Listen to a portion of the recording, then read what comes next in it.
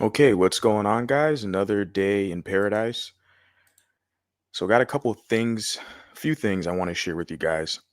I'm going to start it off with this post from the Unapologetically Biracial Discussions in Gray. And actually, she made this post September 17th. So, I've been kind of planning to talk about this for a while. I saw this post. And so yeah, this is going to be a good one. A lot of interesting points. And I have her channel. I believe it's a collection. It's a few mulattoes who run that page. And then they have like a TikTok as well and IG, I believe. And yeah, I think I have their Facebook page pinned in the chat, so you guys will have that access to that. And yeah, I'll just straight up say that they're basically one of the leading authorities as far as mulatto activism, if I can say, like awareness, spreading awareness as far as these conversations, our perspectives, getting our points across, giving us representation. They're basically the go-to source, one of the main sources that I approve of. So I definitely love everything what they're doing and what they represent, and they make a lot of great, excellent points. And I want to cover that in this particular post that they made. So let's check it out. Let me actually zoom it up, make sure you guys can see. I think that's sufficient. If not, just let me know in the comments. I appreciate you guys. All you guys here. We got who's Samuel. Shout out to you, Samuel. Appreciate you. So yeah, let's check this out, guys. So biracial black, white, aka mulatta, women marry white men more than any other race of men. Now, why is that? And why is it important? Why does this page often bring this up? Here is why. She's giving her explanation. Black men, on average, feel as if they have some type of control over biracial women, mulattoes particularly, right? And they'll definitely weaponize the one drop rule on them as a sense of ownership. Again, I'm not saying all. I might often, overgeneralize, which does occur with me, uh, but I'm not an absolutist. I don't say all. But it happens so often and frequent that we're going to have to basically report the news. We're going to be here to spread awareness and report the news. Okay, and I don't want to hear anything about, well, you don't have smoke for your white side, because those conversations are boring and old. You clearly can look at my catalog and you can see that that's not the case. Okay, everybody gets smoke over here. Okay, you mess with mulattoes, you get smoke. It's how it is. And so, yeah, she puts here, have some type of control, right? Because they'll weaponize the one drop rule and say, well, your daddy's black, and you part black, you a self hater, Um, but it doesn't really work that way with us, the men. They'll try to claim our achievements, etc. But they weaponize the one drop rule in a different fashion, usually using scare tactics, right? When the race war happens, you're gonna be a sitting duck, you know, or when the police pulls you over, right? So they use the scare tactics with us, the men, you know. But with the women, they have other kind of strategies they deploy to get them under their influence and to bastardize them, right? And basically purposely devalue them on purpose. That's also a weapon, a tactic they do with them. They know that when they mess with them, a lot of them turn them into baby mamas. They know they're going to devalue her, and she's not going to be as you know uh, prized in the sexual marketplace and just the dating marketplace in general. And a lot of these guys, they do that on purpose. They bastardize these women to lower their value. So they tend to see them as quote unquote their women, right?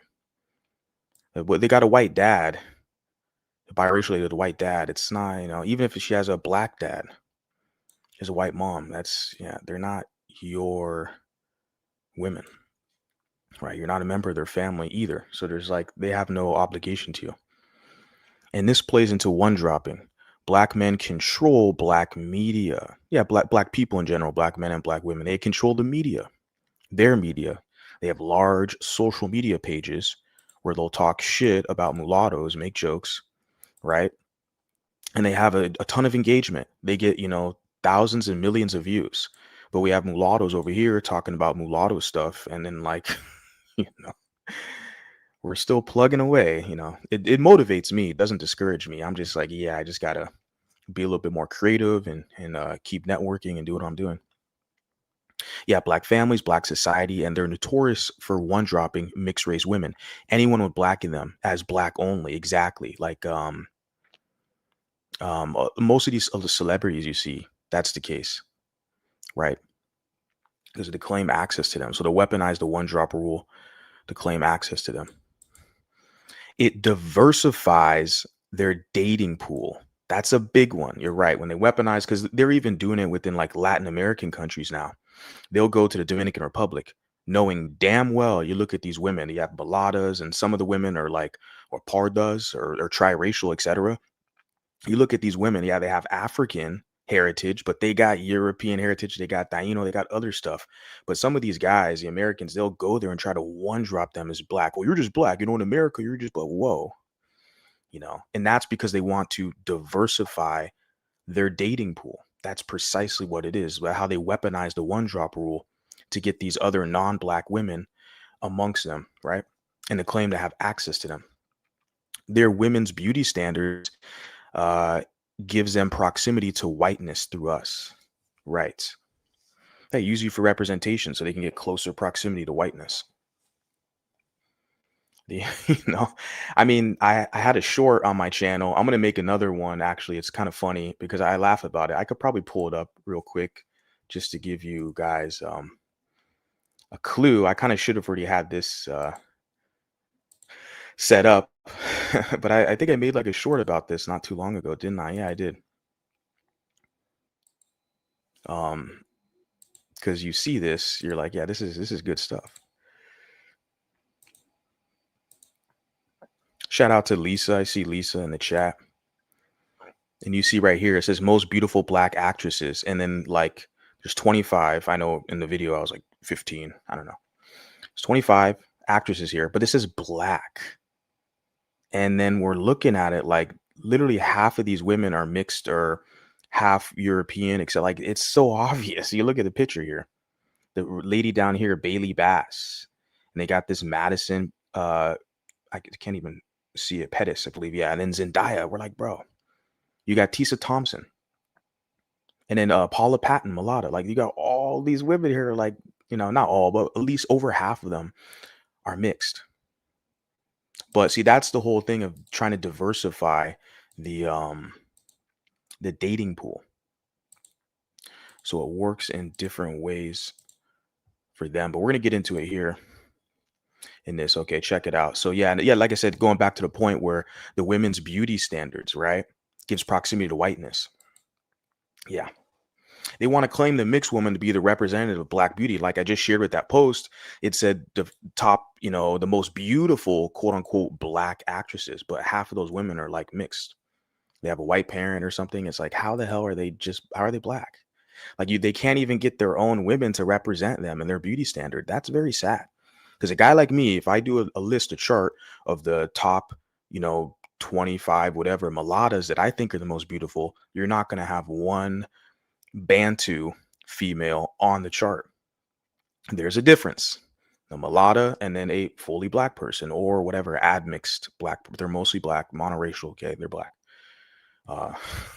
If I come up with that chart, I'm not going to throw in a couple Asians and a couple Mexicans or a couple white. No, it's going to be strictly the phenotype that we pedestalize and that we promote, which is the mulatta aesthetic.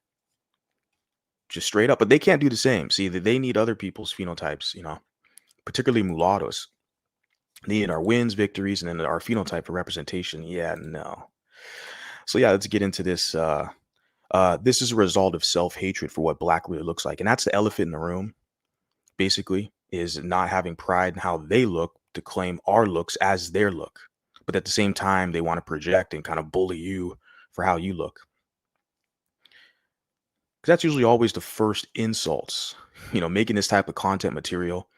They'll talk about my looks or something. The first thing, or you're just uneducated, blah, blah, blah. But then I give them rational, arguments and then they can't refute it. And they just go for the ad hominems. Your looks, your looks, your looks. Like, why? You right to the looks? I don't even. Half of you people are hiding behind some like avatar. I don't even know. I couldn't even. If I could see like attack your looks, it's easy. It's cool. Whatever. If you do it to me, then to me it's fair game. Like I said, I match energy. Someone's racist to me and I'm racist back. Like, why are you gonna cry? You asked for it. But it's the same thing with like the looks thing, where someone will like. That's the first thing they'll go is to like attack my looks. It's like I already knew I won at that point. You don't have any like real logical arguments, and it's projection. You attack me at my looks because you deep down inside don't even like what you look like. That's why you want mulattoes to claim your identity so you can use us. We've already figured it out. We've cracked the code over here, and that's partially why this type of material is not getting a whole bunch of pull, but that's neither here or there. Biracial women are not black. We are our own people. If anyone has the right to call us, quote unquote, their women in terms of a racial community, it's mulatto men, right? And she capitalized it, right? And she puts, so we share these stats often to remind the black community that even though you have a narrative to one drop us, we don't marry you as often as you want us to. We tend to marry partners more often. Yeah, white partners, marry white partners more often. What she's saying, yeah. And I did a video also, I think like a couple weeks ago, where because they'll talk about, oh, you're in tune with your black side, in tune with your blackness, and they police your dating habits, mating habits, etc. Right? Because they call like Doja Cat a tragic mulatto, you know, and Sage Steele, and Sage Steele, her parents are still alive and they're still together, they're still married. Look at, like, so I don't know how the black community can even open up their mouth to talk about Sage Steele when most of them, they're in like single parent households, but yet they're mad because Sage Steele's father's still there with her and married to her white mom. And she's proud, she identifies biracial, and they want to call her like a tragic mulatto. See, it's because of her mating habits, because she's with white men. She was married to a white man, has kids, she got divorced, and she just remarried, I believe, and it's to a white guy, if I'm not mistaken. And it's like, and they hate that. They want to police these women, and that's one of their methods of control. Like, again, I'm not saying all, but the evidence is right here. I'm just here to basically present it and share it with you guys. So why we have addressed this before when it comes to a social network, community, culture, connections, and social interactions, and also safety. But again, that would fall into community. She's saying why? Why do a lot of the mulattoes, they choose white partners? Yeah, stability, security. Yeah, security, safety, right? Community. Yeah.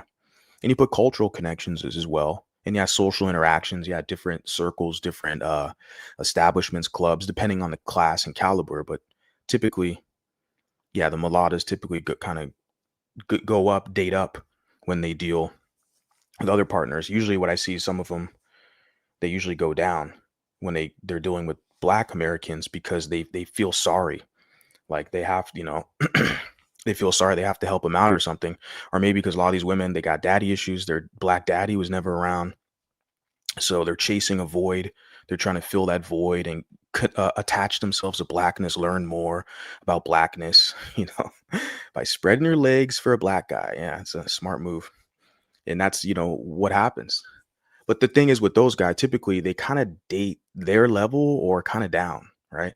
They don't usually date yeah, they date up sometimes. Yeah. Most of the time, what I'm saying, especially if the relationship is like dissolved or whatever, a lot of these women I see in social media, interact with, talk to, all this stuff, compiling information just for references. And the guys they're with, they date down, you know.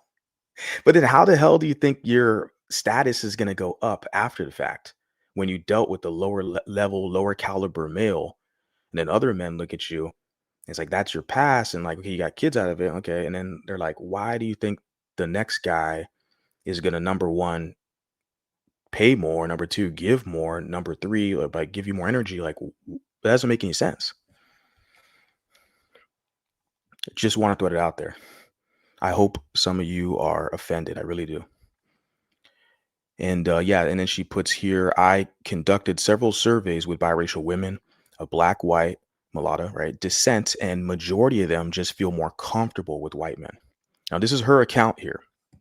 And this is her account, her statement or whatever, her thesis basically, right? So I'm just reading this off what she's providing, and I agree with most of it basically. Lastly, more and more monoracial black women are also marrying white men and procreating with them. Nearly 90% of all biracial women born to black mothers and white fathers date and marry white men. Interesting stat. I will say I have noticed that as well, just within the social media spaces like the TikTok, because that's really where the whole like black mom, white mom thing is a big deal, right? More than anywhere, but it's, social media chatter. And a lot of the mulattoes who I've seen how they're like in black female spaces and they're like, I got a black mom, that's me, and then I click on their profile and then like I see like their partner or whatever, if they have it public posted, whatever, it's yeah, 9 times out of 10, like she put here 90%, it's a white guy. Which I find to be funny because on one hand, yeah, black women will say, well, you got a black mom, so you're more in tune with your black culture and and all this stuff. But then it's like, well, they kind of give away that blackness, right, when they marry a white guy. But it's neither here or there. It's just the politics that some of these people push on us, you know. As far as they weaponizing the one drop rule on us and dividing us off our parents, it's interesting analyzing this stuff on social media. But yeah, I agree. Like I don't have the raw numbers or data like she does, but yeah, it's like 9 times out of 10 when I click on the woman's profile, like on TikTok, it's like, yeah, she has a white partner, but her mom's black. It's like, okay, cool. It's not my business. I'm not, I'm just providing commentary. Don't care. In conclusion, I believe a large part of one dropping from black men is a result of their desire and fetishization toward mulatto women. That's the name of the stream, right? Fetishization of mulattas.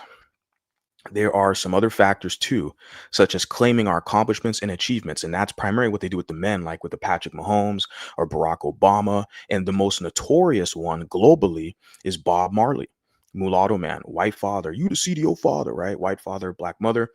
That's the one mulatto man they'll never let go. His achievements, his music, right? His what I say, his greatness, basically. Bob Marley. Yeah, so that's with the males. They will claim our achievements and our everything we do. That's great, and they do that with the women as well too. We get into that, we know. But I think, like I said earlier, I think it's different how they weaponize the one drop rule with the women. It's more of like the live out their kind of uh, fetishes, basically, and also a level of control to kind of be like, well, you got your dad's black and you look partially black, so you belong to me in my community. I'm just joking, but in other words, it kind of does play like that. Just the language is kind of altered. Let's continue on, but it's mostly about what they're attracted to. And I'm sorry to say this, but even my own black mother would agree. If you line up 10 women and 7 of them are black, 3 of them are mixed, the black men will lean toward the mixed woman first. I mean, you kind of look at their dating habits and social media. Look at your most pro-whack, quote unquote, activists slash grifters on the damn market. Kendrick Lamar, K Dork. He calls himself the Black Messiah. He's a Black Messiah married to a mixed queen. He's not even married to her. She's a baby mama, and he abuses her. He cheats on her with white women. But, you know, and yeah, that's the thing. So, and then who else you got? Yeah, Tariq and the She, it's another guy, right? Tariq Fraud Sheet, FBA, so pro black, and you look at his partner, and I shared this, I think, in a group chat the other day. You have this rapper, this Bantu rapper named T-Pain. He was like relevant 20 years ago. He's like, no, I think he's like a nobody now. He's like a streamer, gamer, whatever, plays video games for bucks, which is cool for him. But what I'm arguing is that the guy was talking shit about Drake.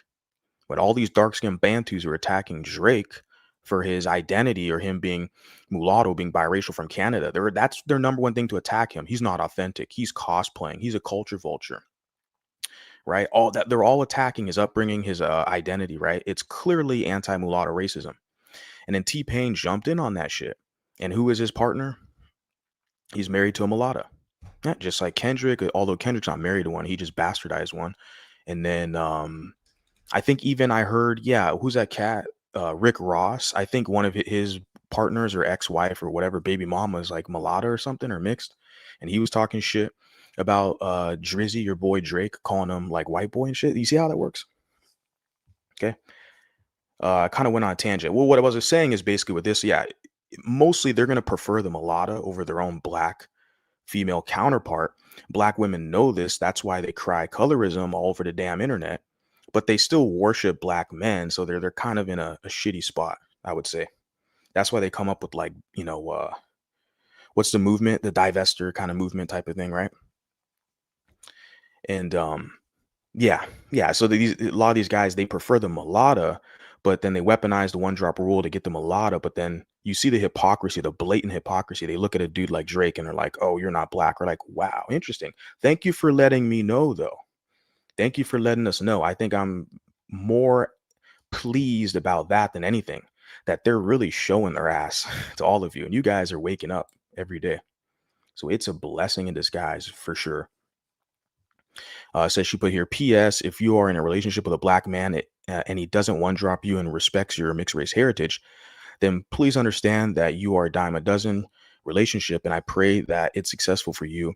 I want to be clear. I'm not trying to promote an idea that we should only marry white men. If anything, I love to see the mixed on mixed marriage percent increase some, and I promote it a lot clearly because if we really want a community to grow and to thrive, this is what we're gonna have to do. Most and all of us, I would say, all are not gonna do that, which is obvious. That's with every group, with white, Asian, Latino, or black, all these other monoracial groups, like they all date out. That's how we got here. Now, for us, mulattoes, we're European Africans, so two particular monoracial groups in the United States or wherever you are globally. Yeah, the white group they date out.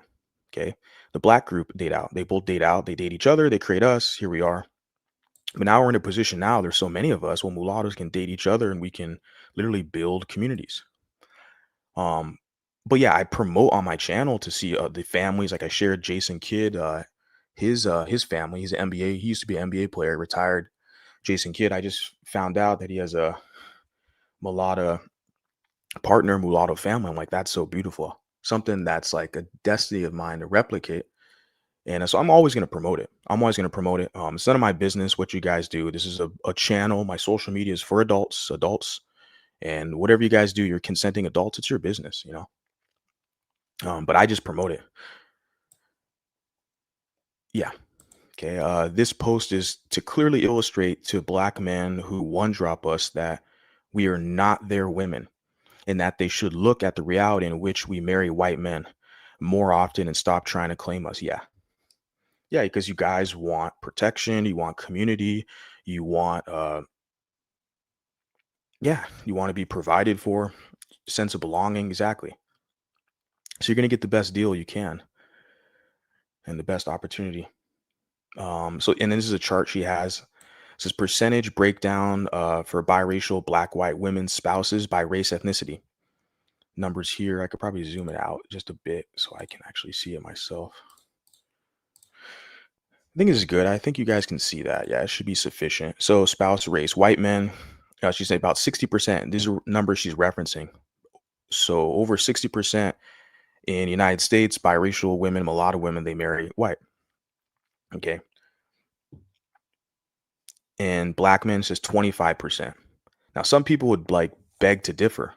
Again, believe this survey she conducted herself, sampling a number of women. I'm not sure the sources if she laid it out where she conducted a survey or just I think I missed that part. I believe said so. Share we share these stats. Yeah, I missed the part where the reference to this chart where she gathered this data. Um because I'm saying some people you talk to, they'll tell you, well, a lot of some of the guys, oh, most of these biracial women, they just want black guys. Well, it's like, what the fuck are you doing to stand out? That's always I ask first, like, what are you doing? Like, how are you complaining about a woman and who she dates? Like, there's so many women out here. Just go find one. Just go to someone else. But some of these guys, they'll tell you that none of them want you. And these guys, they're from the hood and shit. Like, they're like hood bookers. Like, they never travel outside their hood. They don't travel. The United States is a big country, big geography, different culture and kind of vibe in each different city. You go to Miami, Los Angeles, Phoenix, Arizona, or Portland, Oregon. Like, you travel the country, there's like different vibes, different populations, of course, yeah. But mulattoes were in every major city. So it's like some of these guys, they try to make it seem like it's all these mulattoes just want black guys, but it's like, well, what are you doing to stand out? You just think she's just gonna, you're just deserving of her? Why? They're the hottest chicks. You got to compete. All right. So yeah, like I say, most of those guys who complain like that, they're in the hood. Okay, they're in the hood and they're not really traveling around. So that's the main thing. They gotta basically kind of travel around. And multiracial men, she puts here 10%. Okay. Hispanic Latino, 3%, Asian, 1%. Yeah. So these are the numbers she has. These figures are approximations and may vary based on specific definitions and categorizations using different data sources. The category multiracial men includes those identifying as bold, black, white. Yeah. Multiracial. Okay. I don't know if there's a comment that I saw that I wanted to highlight here. Okay. It's rare to find a biracial woman in America dating a black man or a biracial man. It's easier for them to get white because white's in a majority. Like that's why where I'm from in California, a lot of the mulatto guys, we get Mexican women, Latinas or white. It depends because most of us are from suburbs. It's majority white. So those are the options you have. It's more plentiful for them where there's not so many of us now or then now our numbers are growing and we're connecting on social media. We're finding each other and we realize, oh shit, we actually look good. We actually have more options than we think. But yeah, the thing is, it's easier for them to find white because it's still a majority white country. But that's why a lot of them are scared and why you have this kind of MAGA movement, right? It's based off the whole immigration kind of change, demographic shift, right? Let's see. Okay, this is I want to check out. This is a good comment here. Then I'll move on. This person here put, I politely disagree about the fetishization of mixed women from black men. She put, I've read many books on this issue. Mixed race sex workers do a roaring trade with white men who wouldn't be seen dead dating them. The many feminist books, right, I read back in the dizzy, written by bold black and white feminists, firmly pointed the finger at white men. I'm not talking about romantic relationships. I'm talking about fetishization. Yeah, and there's a historical, like with the kind of mulatto and Creole populations, they called it placage in the Louisiana area, Louisiana Creole. They had these kind of mating and dating ceremonies and kind of hookups, like hookup culture, I guess you can say, or like brothels, etc. In that Louisiana area. You've heard of the whole like quadroon ball, so to speak. So they're for sure because that's those populations in Louisiana, that the larger populations of mulattoes. And so you did have that for sure, the white men fetishizing them or like for the sex work. And even I did a video on my other channel, Mulatto History Channel. I read an article about basically the kind of mulatto, you know, sexual exploitation. Well, they frame it as exploitation based in Cuba. In Cuba, like 100 years ago, how the author was stating how white men with money from America and Europe would travel to Cuba, like 50, 60, whatever, 100 years ago. Well, not 100 years ago. There were an airplane. Well, take a boat. I don't recall the time frame at this moment. It was like I think they were saying the shift was it was pre-Castro.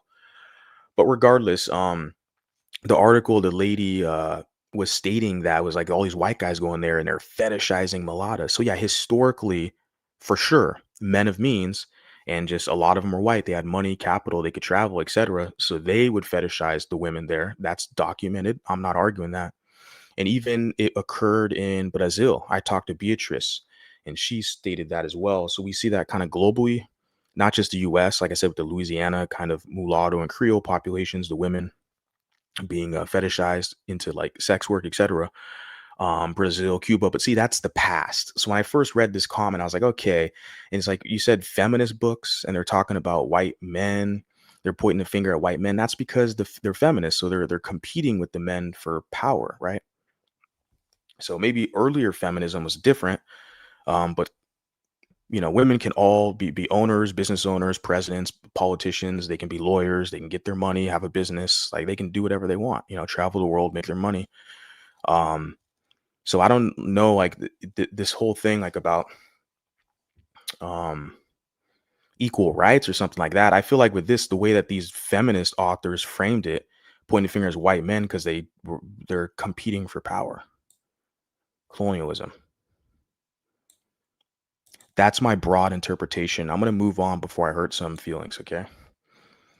But basically, she's stating the same thing that I initially thought when I read the comment was based on my research, white men fetishize mixed women more during Jim Crow era, which was the United States. Exactly.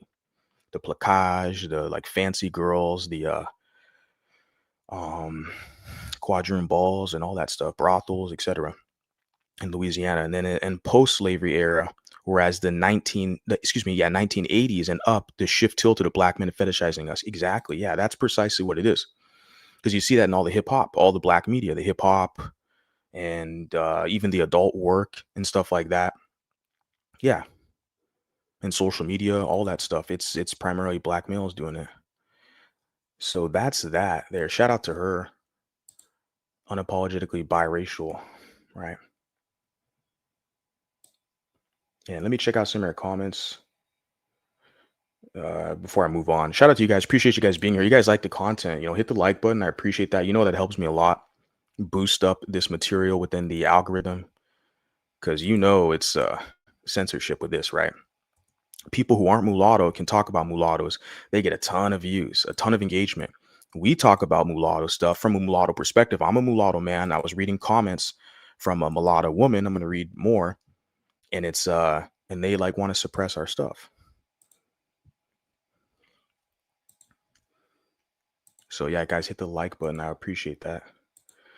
So this was the lady's old page, unapologetic, biracial, and proud. She just included the name in gray, I believe it was. Yeah, unapologetically biracial and gray discussions. That's the her new Facebook page. And again, I have it pinned in the live stream.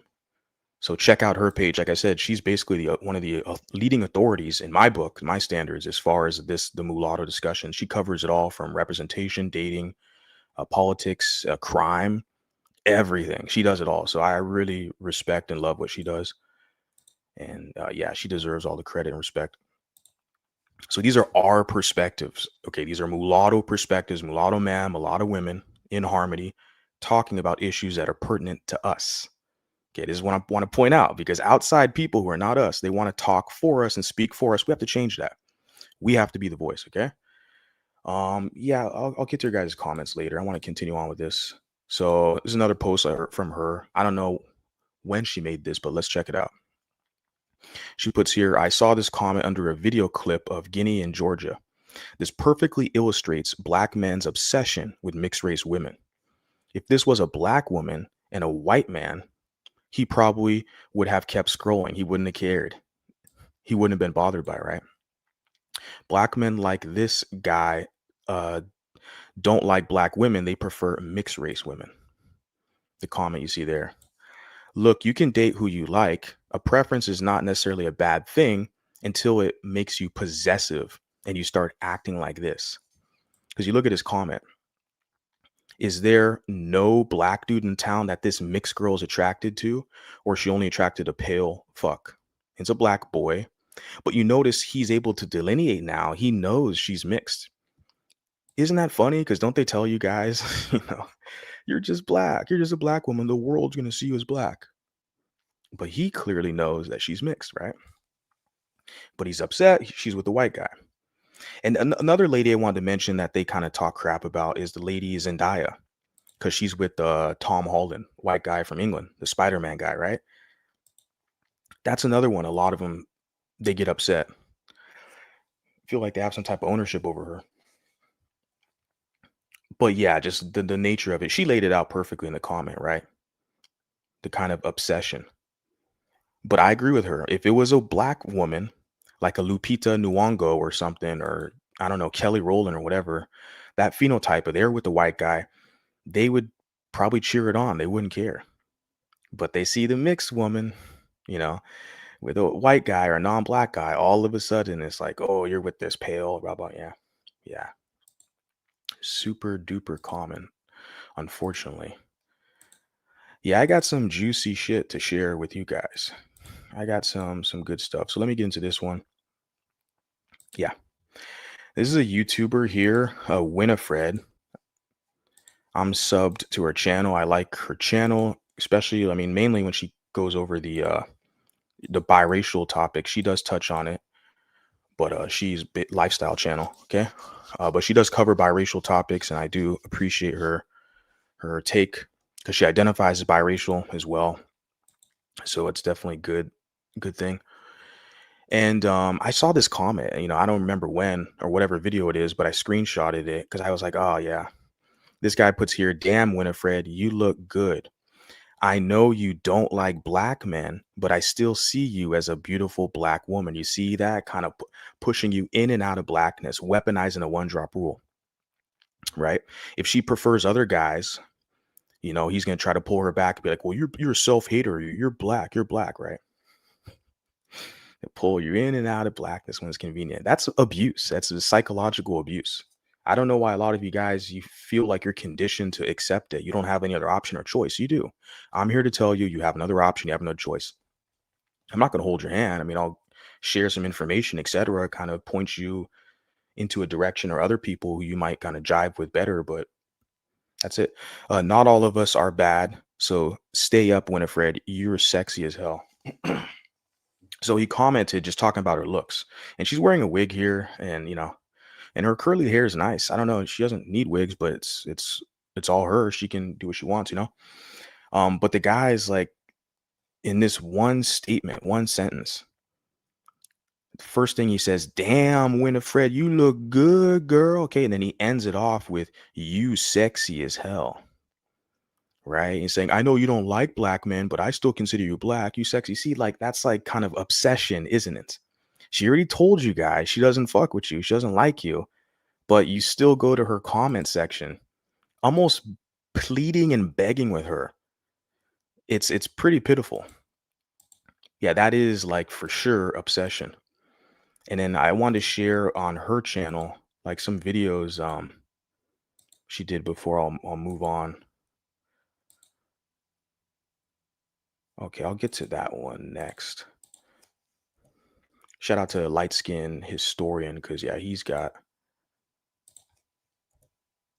good material. He made a post a while back that I want to cover. So let me pull this one up. Okay. So this is Winifred, and she's been making content way longer than me. I don't know how long her channel's been in operation. But as soon as I started kind of getting into the whole mulatto biracial discussions, just whatever the algorithm, her stuff popped up. And I've been subscribed ever since. Like I said, she covers other topics, but when she covers the mixed stuff or the biracial identity, I mean, I like her. I like her views. She's definitely biracial identified. So mixed race identity. This one right here says younger women, older men. It's like 2 years ago. This video says why don't date black men? My opinion on the black community. It's almost like an hour long video, but it's like pretty much 10,000. Yeah, 10,000 views now. Because when I screenshotted it, it was like 2 years ago. The video is probably 3 years plus old. I don't know.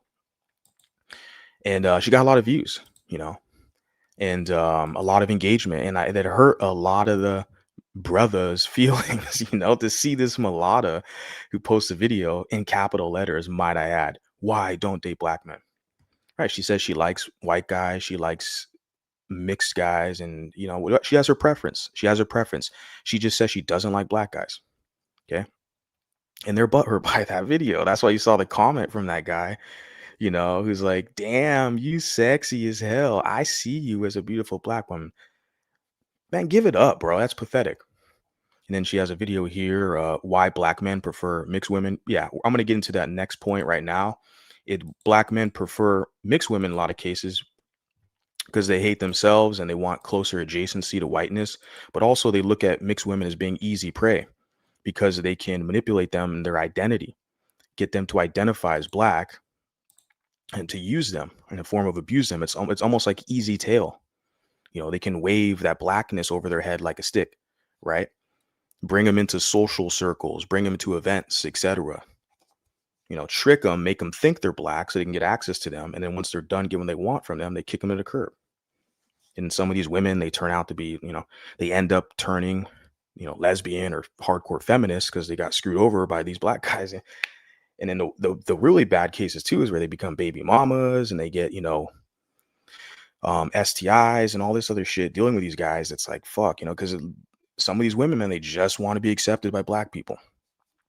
And then it all spirals from there. So yeah, and that's why these guys, they like these women because they know it's easier. They can just manipulate them based off their identity, pull them in and out of blackness. And they can't pull that shit with Asians or white women or Latinas who have their own culture, their own identity, their strong family. They can't pull that crap with them. Only the ghetto ones.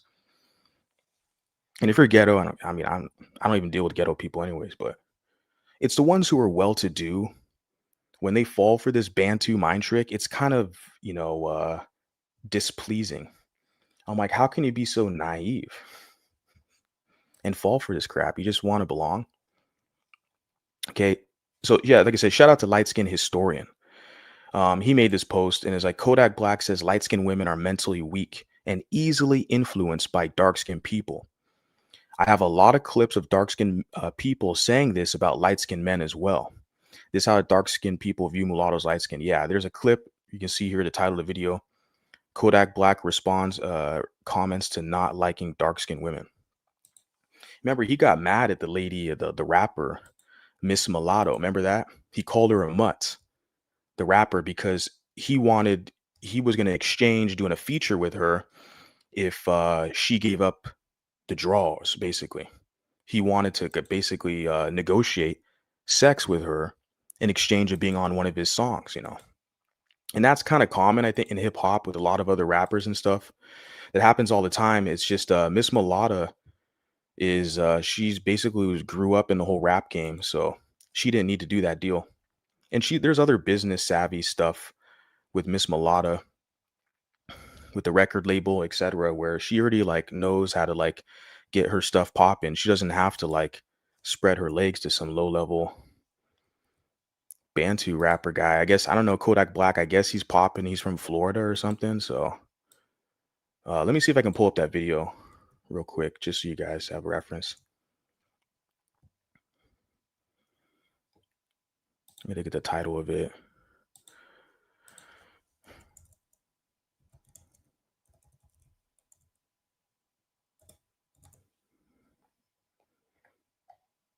Okay, so I'm gonna pull up. Let me pull up this video for you guys, and you can review it. Yeah, because I do remember a couple years back, he called Miss Mulatto a mutt publicly, which is a racial slur, right? And just because she wouldn't give him any access,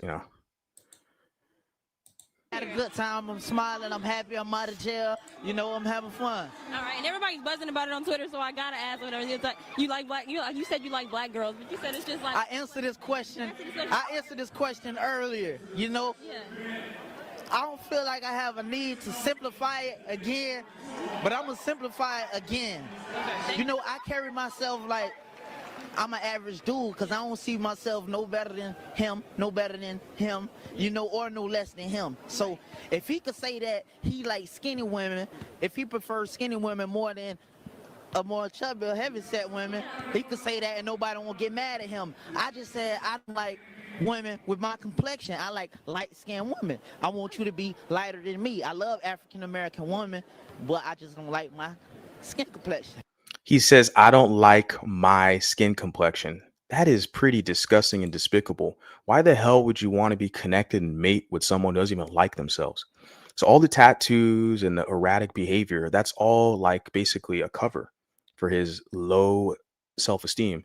It the white man fall. He taught us this, man, and all that shit. You guys continue to cry about that. And even what Brittany Venti was saying, like nobody has more black fatigue than us. I mean, I don't really call it black fatigue. I don't use it. To me, it's like, I just get the hell away from you guys. If you're problematic, if you're cool, then it's all good. We can do business. But if you're problematic, I just get the fuck away from you. But if you talk shit, I'm going to look at it and review it and then make content out of it. It's as simple as that. But yeah, the guy just said he doesn't even like his own skin. Like, do you see Asian men say that? Do you see mulatto men, light-skinned mulatto men say that? I don't like my skin. I wish I was darker. Right? Do you see White men say that they don't like their skin. There's only one group that says that, guys like him, right? That's pitiful, man. We say he likes lighter skinned women, but why does he like lighter skinned women? Because he can, especially if they're mixed, because he can control them because they have a lack of an identity, understanding. Their parents failed them. Okay. Their parents didn't, and not all of you guys in many cases. I mean, my parents didn't fail me, shit. So I'm not saying I'm generalizing, but I'm not saying all of you guys. What our parents failed is giving us a fortified identity and embracing our uniqueness. Now, I was never raised to just say I'm a black person. I've always been mixed race identified. I didn't have the vocabulary back then. I'd say mixed or biracial. It's not until now, several years back, where it's like, okay, mulatto, embracing this, right? But that's where our parents kind of failed at, is socially and under establishing, okay, where's our tribe? We're gonna need a social network. We're gonna need support. We're gonna need to feel belonging, and that's precisely where they missed the mark. If I would say that, I guess maybe saying failing is a little too harsh, but yeah. I mean, some of you guys, your parents did fail you. They put you up for adoption or whatever. They weren't ready to have you, but that's not like all of us. So just want to say that. Okay. Well, I like your skin complexion. We too gutter. Black people, my complexion, we too gutter. Light skinned women, they most sensitive, There's some dark skinned women out here sensitive. Nah, they too tough. They too tough. Light skinned women, we could break them down more easy. You hear that shit? Shout out to Light Skin History, because he's the one who shared this clip with me. On his channel, he talked about it before. But this guy's telling on himself. They're exposing the Bantu, their methodology of control. He's saying, oh, the light-skinned women, we can break them down more easily. They can conquer you. That's amazing. That's a gold nugget right there. They're letting you know the game. So yeah, I agree with like unapologetically biracial and stuff, that yeah, they prefer the mixed aesthetic, etc. I mean, all men do. The mulatto aesthetic is the most beautiful. So yeah, they prefer, they like the hair, light skin, all this stuff. But for them, it's more sinister to why they want to deal with the women, because they want to conquer them. He's saying he wants to break her down. Like, what? That's like a savage. Why do you want to break the woman down? Like, it's about like he wants control over this woman. Like I said, my thing is, guys, okay, the biggest L you take is when you have bastard kids by these guys, because you want to fit in with them. And I sit there and laugh. Like, what the hell are you coming to me for? Don't be mad at me. I didn't make you a baby mama just because I'm reporting the news. I'm the bad guy. Okay. But I see this shit. There's so much evidence and receipts for this, right? And like I already told you, with the lady, Big Lotto, the rapper, Miss Mulatto, she denied access to this guy. He wanted to give her a feature or something, feature her on a track, and he's like, oh, we have to have sex with me. She said, nope, not doing it. And he called her a mutt. See, they get really racist and hateful when the mixed women, who they think they control, deny access to them. You know? Okay. Yeah. That's it. We shout out to Chinese TV already. That's crazy. See how like this like ego, bravado, and how arrogant and how bold he is saying this shit. They're easier to break down and control. He said the darker skin ones, they're going to be tougher, but she's lighter skin. Oh, he can break her down. How is he going to break her down? Is he saying physically? I know what he's saying. It's mentally, spiritually, like Nature Boy did. And shout out to For Light. He talked about this on a live stream like a while ago, maybe a year ago. He did a live stream talking about these black cults, and he covered Nature Boy, and there's a dark skinned Bantu Nature Boy. He's in prison right now because he had a cult, and he had a couple mulattas in his cult. And he was on camera. Nature Boy was streaming this stuff. He was like talking down to this mulatta who just wants to be black and wants acceptance because her black daddy was never there. So she's got to, and then he was talking down to her, telling her, oh, that's your European side. That's why you evil, you light skins and all. He was talking crap. It's that spiritual. They want to mentally break them down to get them to submit. That's very nefarious how this guy is saying he wants to like break her down. They're easier to break down. Like you're just a toy, a competition. Choose wisely. A woman, but I just don't like my skin complexion. Okay. Well, I like your skin complexion. We too gutter. Black people, my complexion, we too gutter. Light skinned women, they most sensitive, There's some dark skinned women out here sensitive. Nah, they too tough. They too tough. Light skinned women, we could break them down more easy. You know what I'm saying? Okay. Yeah. They more sensitive. we could break him down more easily. Wild shit that he's publicly admitting that. That's wild. Shout out to Light Skin History for sharing that one, because he's the one who brought that to my attention, and that was definitely a good receipt right there. Okay, and then I got something here. You guys can see that. Boom. Okay. So this is on TikTok, I believe. Yeah. And a commenter here puts, they only do this with mixed women because this is their preference. With men like Drake and Steph Curry, they constantly berate them because they see them as competition. Yeah, for women, sexual marketplace. Yeah, they look at the men as competition. That's why they have to constantly haze us and light skin this and you weak or you're mentally confused. They know what the guys, it's like their tactics are so futile. We sit there and laugh because statistically, with all the shit they're doing, the crime, criminality, the low IQ, I'm not saying all of them low IQ, but the ones who do have low IQ talk the most. And the identity, their identity, where they think they're Indians and shit, pretendians, it's like they know what the guys like us, it's too easy for us to like mock them and laugh at them. But I feel like they do try to, they still try it, but their approach is different for the women, for sure. But with a guy like me, like I could build my whole channel off of them. And the thing is, I don't want to. I always say this, I'm in alignment with Renata Mulatta. I'm in agreement and alignment with her that basically I don't want this whole discussion of the mulatto identity, mulatto consciousness to be this like what I'd say rejection from blackness. I don't want that. My whole thing is I want to exist being a balanced mulatto, being proud of my European African heritage, finding a community of similar people. That's what I want this to be. But it just seems like sometimes it's easy for me to do this type of content, like critiquing the communitas, so to speak, because they give us so much material. They talk so much shit in our comment sections. Like, I'm going to make a video, clown your ass. These other mulatto men are going to see it. They're going to get super hyper motivated. And it's like, this shit's just going to grow, bro. This is why we're here now. It's only growing. So like they make it easy for us, but I don't want, that's why I created the Mulatto History channel to talk about our history. And, where it's that's not going to be related to like the kind of back and forth or response or something like that. But yeah, they talk so much crap. They just make it too easy for us to clown them. I don't, don't get mad at me. But the thing is, yeah, I got to stay on purpose and course because I don't want that to be the entire discussion. I really don't. It's not about the rejection, because it's just like El Mulaton was saying. It's basically just it's nature. It's nature. It's the racist, white supremacist, imperialist, like Walter Plecker, the Anglo-Saxon Club. They're the ones who forced us together into this situation with the one-drop rule, which is outlawed. Okay, when they keep trying to bring up one-drop rule, it's outlawed. You can go on application, you check white. Okay, I've done it a few times. What the hell are they gonna do? They're gonna sue me or what? Falsifying documents. Nope, I'm mulatto, European African. Okay. So the one-drop rule, it has no legal standing. Okay. So it's been outlawed, but the people who implemented that rule, yeah, they were the racial imperialists who wanted to deny us our identity and our birthright, and they forced us against nature into the black group. And maybe you have it right now. A lot of mulattoes, they're black identified. They're gonna want to be with the black group. Cool. But you have guys like us and gals, like we've always existed, where we want our own thing, want to be with our own group, right? And some mulattoes, they want to go with the white group, right? The ones over here, we want to be with mulattoes. That's the key thing, and I think historically there's always been that case.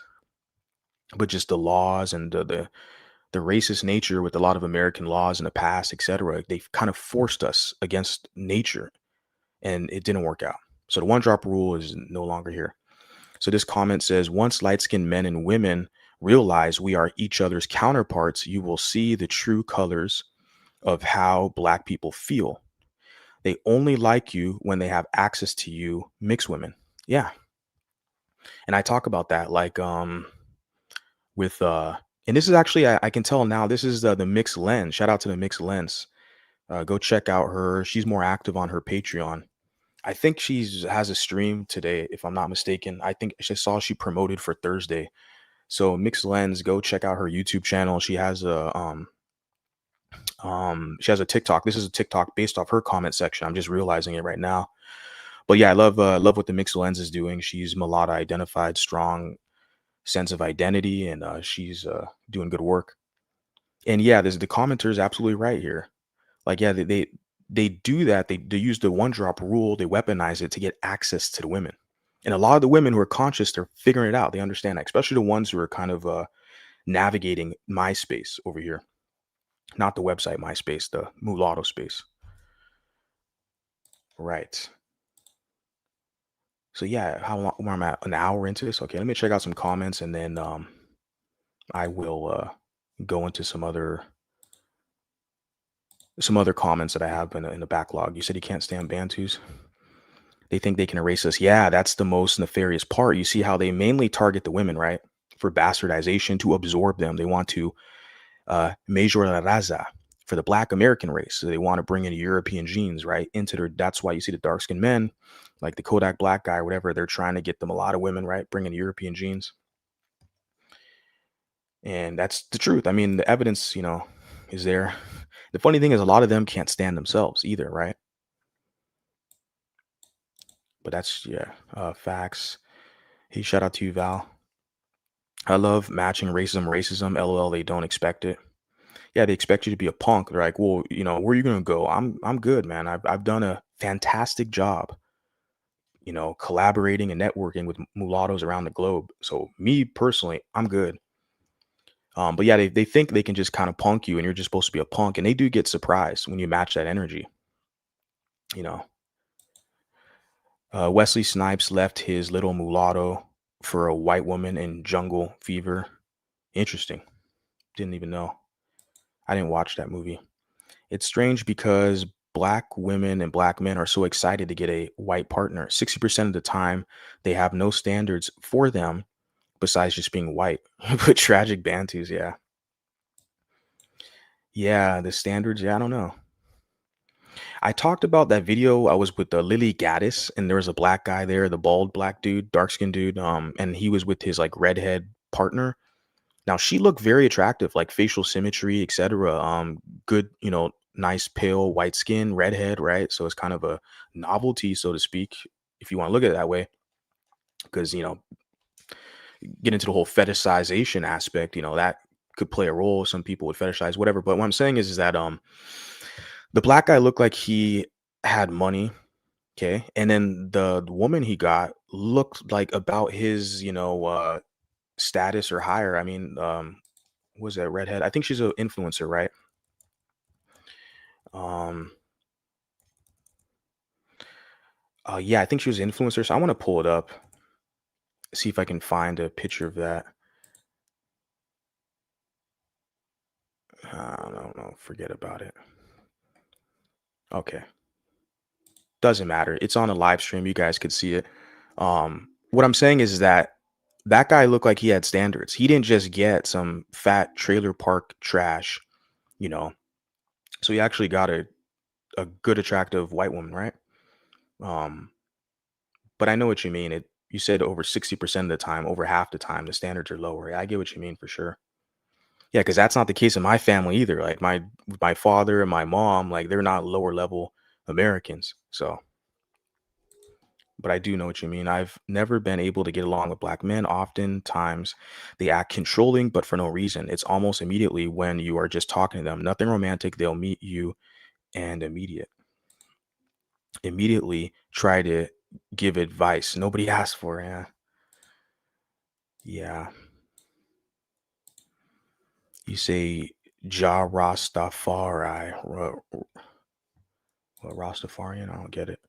Black men have big egos as well, but that's an act they're putting on.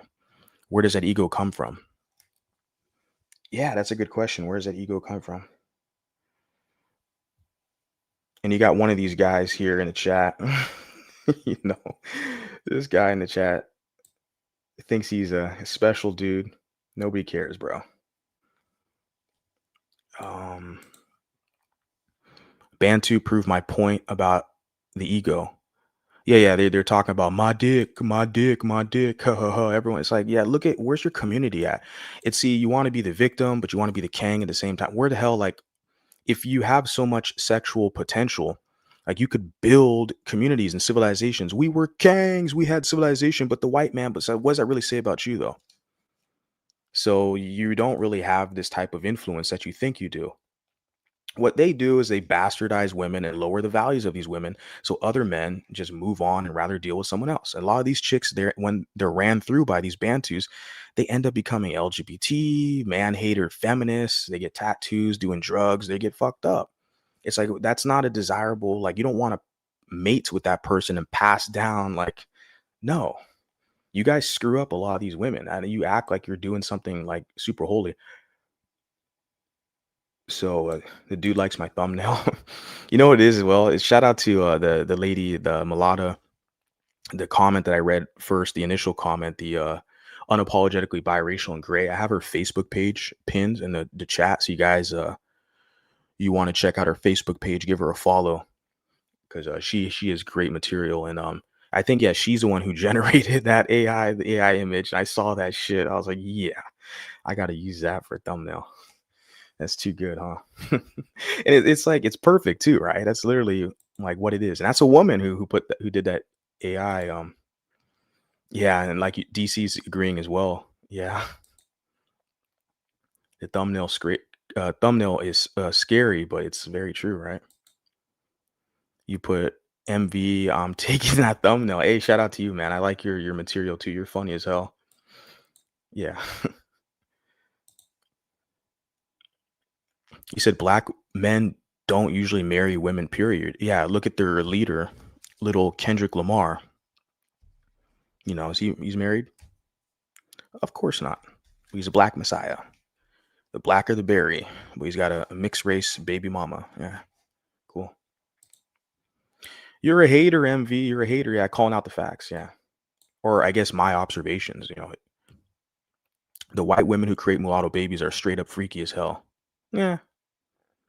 I mean, just women in general, especially what do you mean freaky? Like to create, yeah, whatever. I'll just leave it at that. White folks are being extinct. You might want to go to those other channels that talk about that replacement theory stuff. I don't know. They can do what blacks can do. They can create their own communities. They already have places like Coeur d'Alene, Idaho, basically all of Idaho, all of Montana. Why don't they can do that? They can go there, go to Oregon. Okay. And, but yeah, the Southwest is like Hispanic, is border states. Okay. But all these other places throughout the country, the Southeast is the heaviest black population from like East Texas all the way to like Florida, like the South. That's where the most black people are. But all throughout like the Midwest and then like the Northwest, the Midwest, etc. Like these places, it's all like these white people, man.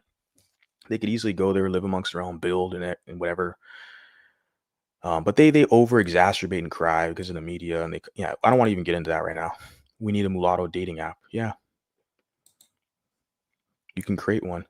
I talked about that. Like, there's a guy, a mulatto man. He created Black Planet was the website. It was a dating website, but he's a mulatto man, and he married a mulatto woman as well. I talked about him before. He created a whole dating website for black people though, because I guess he thought he was black, but like I can pull up an image or something. Is it Black Planet? Yeah, the founder. I believe he was born in Kenya. He's a mulatto man though. So this man here, he created a dating website called Black Planet. You can see the image of him here. Omar is his name. Yeah, Omar Wasco. He married a mulatto woman, okay, but he created a dating website for black people. So like you already have mulattoes with tech skills and web developers, but they're creating shit for black people, yeah, because we have all the skill sets and potential and personnel. Like, yeah, we for sure can create our own dating apps and our own business and networking and all this stuff. But a lot of mulattoes, especially that older generation, they just kind of create stuff and give it to black people, and then black people turn around and say, "Not like us," But that's yeah.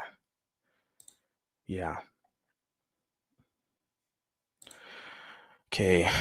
appreciate you guys, your comments. Let me check them out. It says, not sure if it's true, but a lot of mulatto men I've encountered in real life come off as bisexual or very feminine.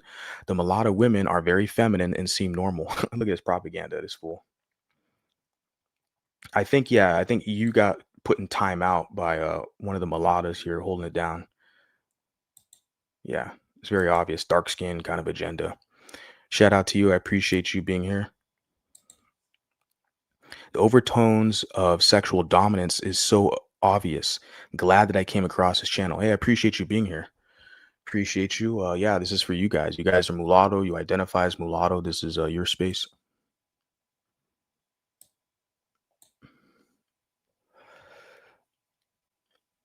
Yeah.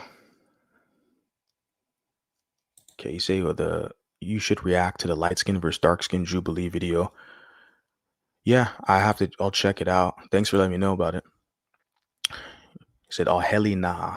I never knew this about Kodak Black. Yeah, man, your favorite rapper is talking shit about mulattoes, man. You had some rapper. It was actually a lady, Lainey. Shout out to her. She emailed me about the video of this fat Bantu has a song called Looking for Mulatto. And he has like, it's just, and he gets a ton of views. I did a stream on it like maybe a month ago or something. I did a stream. It's on his channel. Look at the live stream. And the dude got a ton of views and shit. Dancing around talking about mulatto and like saying a bunch of dumb lyrics. And it's crazy how they talk about us. They get all these views and shit and endorsements and support. It's like, what the fuck, And we talk about stuff that's pertinent, relatable for us. We understand it. And it's like, and then the worst part about it, I get it if they're not mulatto and they don't like the trolls or whatever. For me, the most discouraging thing is when you have mulattoes. It's like, I'm doing this all for you guys. I'm creating all this for you. And then you have mulattoes who like will go against it, or they'll try to frame you in a negative light that you're anti this and like, you see, it's like, really, I'm doing this. I'm trying to give you a voice. And then you want to like spit in my face. So that's what irritates me the most is when I see mulattoes or mulattas who do that, then it's like, man, you got some issues internally going on, because if you can't see the writing on the wall, like I'm literally creating this for you, like you shouldn't be mad at me. Just if you disagree with one of my arguments, then let me know. Let's talk. The whole idea is to open dialogue and talk. It says a mulatto dating app would be great and definitely something I would have used when I wasn't married. Yeah. I think a mulatto dating app would be overran by Bantus. I think that's the consensus that people even said like a few years ago. People were like, oh man, if we create a dating app, it'd just be a bunch of black guys looking for a mulatto tail. Yeah, you kind of have that now in a sense when mulattoes are creating mulatto spaces. You have a lot of the interlopers, dark skin interlopers who, are just in your arrangement just to get access to the mixed women. It's always been that way too, right? Even before I even kind of hopped on, hopped on the scene, you had that internet space and YouTube where it's like supposedly a mixed space, but come to find out it was biracial baby mamas and a bunch of black dudes from the manosphere. Like, how the fuck does this make sense? How is this a mulatto space? That's why I just had to, just with the ultra specificity and branding, just mulatto. And I'm basically the guy who's been holding it down because I already saw what it was from the beginning. This is a mixed space. Okay. Biracial baby mama doesn't speak for me. Okay.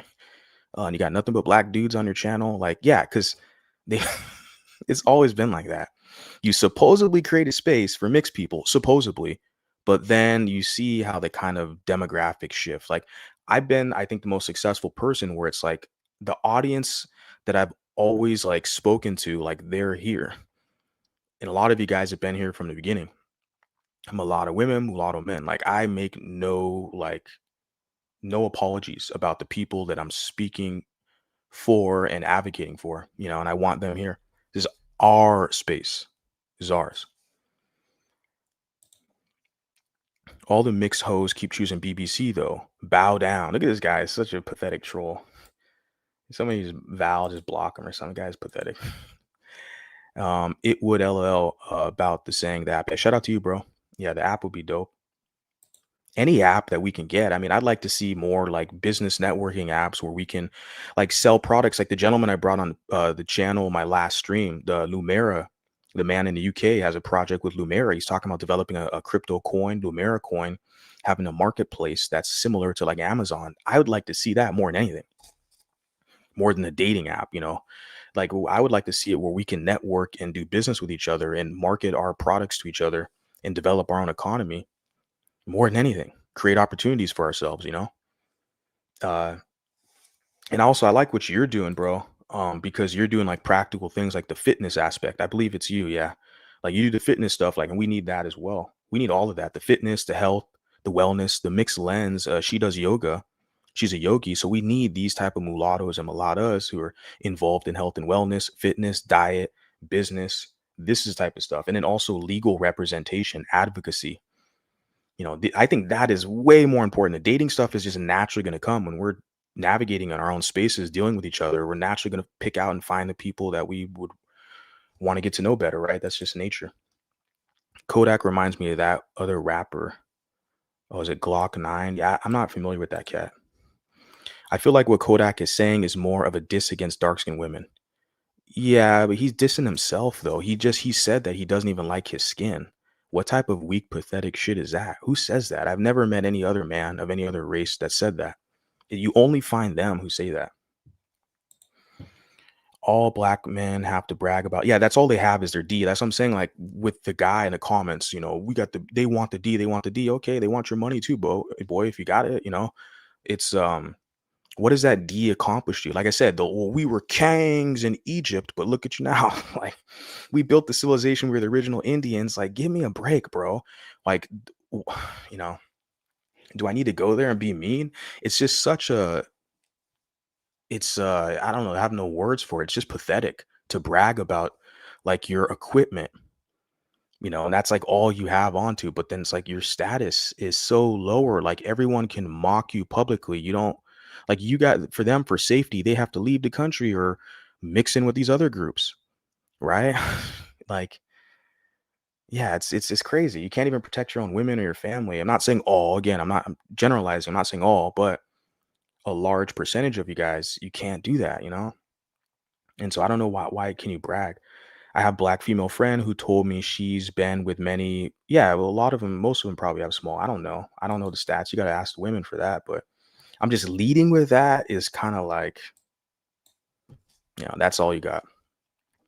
No inventions, no creativity, no art. I mean, they have all of that. I'm not saying they don't, but I'm saying like the ones who jump in here and like argue with us, they never lead with that.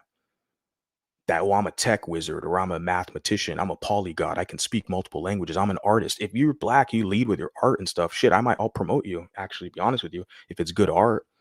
But how are you going to compete with other males in society talking about your private parts? Like, bro, everyone has one and we're all using it. Like, but you can't lead with that. It's pretty pathetic. But if it works out for them, the ones that I would say if it works out for them is if they're actually making adult content and they can get paid to do that, then it's like, I'm not going to hate their game.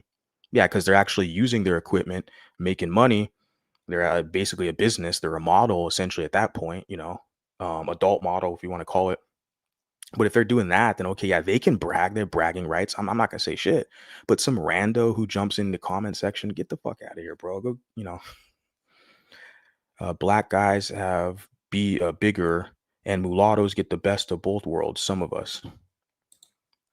You put the mulatto movement needs to be a movement of empowerment. Not, yeah, I agree. I agree. I always position myself. It's not about being a victim. We're just reporting the news, analyzing the data, information, and seeing, okay, where can we go from here? Like people propose in the comment section about the dating app stuff, but I'm like, well, that's not the most pressing issue, right? Like the most pressing issue is reporting these crimes. That's gonna be my next stream.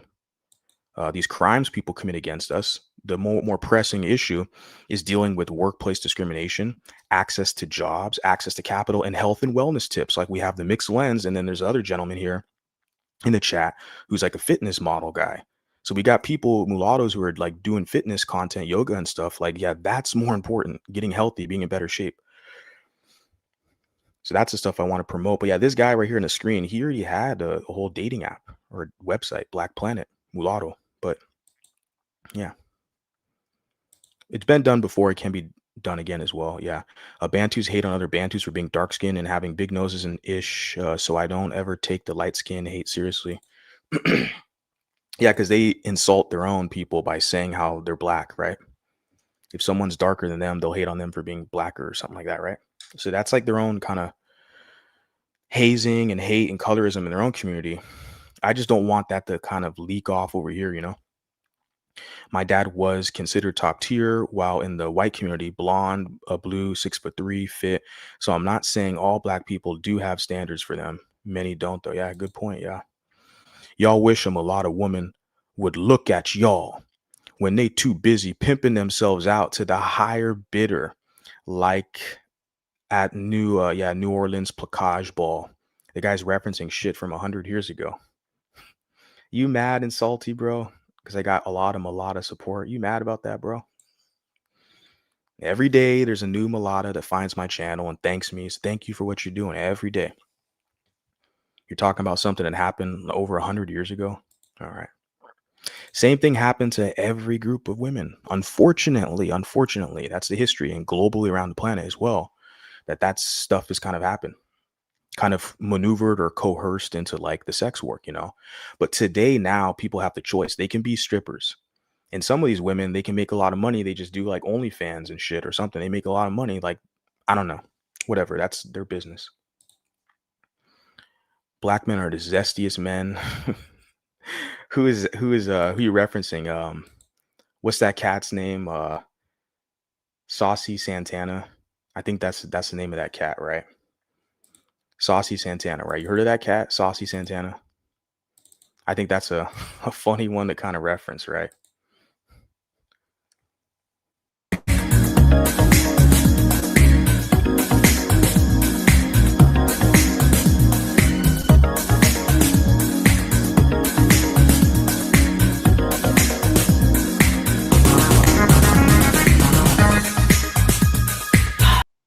All right, enough of that. But so masculine, right?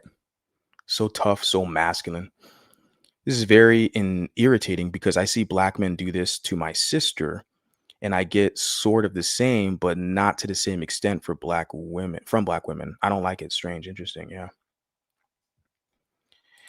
Back in the day, so I think you're probably what, an Xer or something. I'm a millennial, mid-30s, so I don't remember the Black Planet, but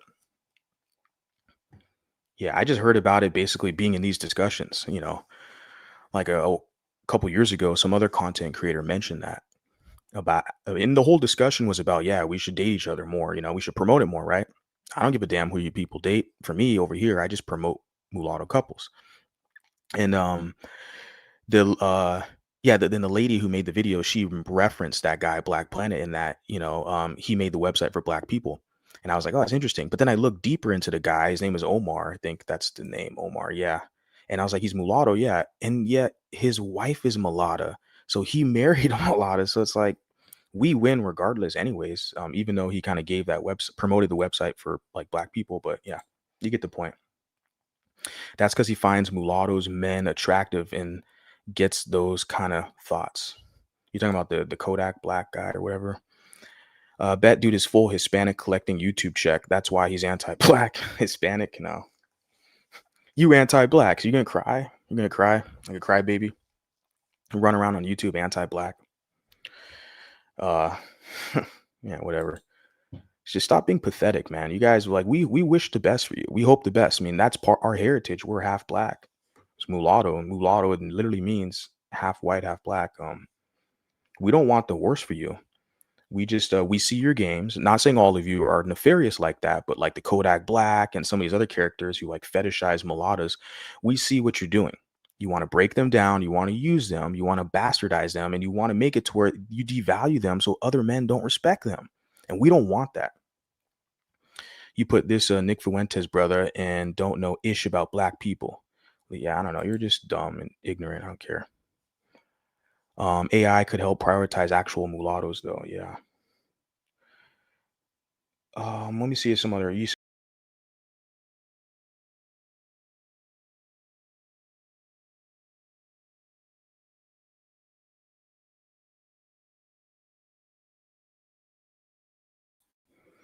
I kind of jumped off out of there for a second. I hit the wrong button. Tripping. But yeah, I'm gonna try to move through this, guys. I appreciate you guys being here. Like I said, you guys like it, hit the like button. Likes are free.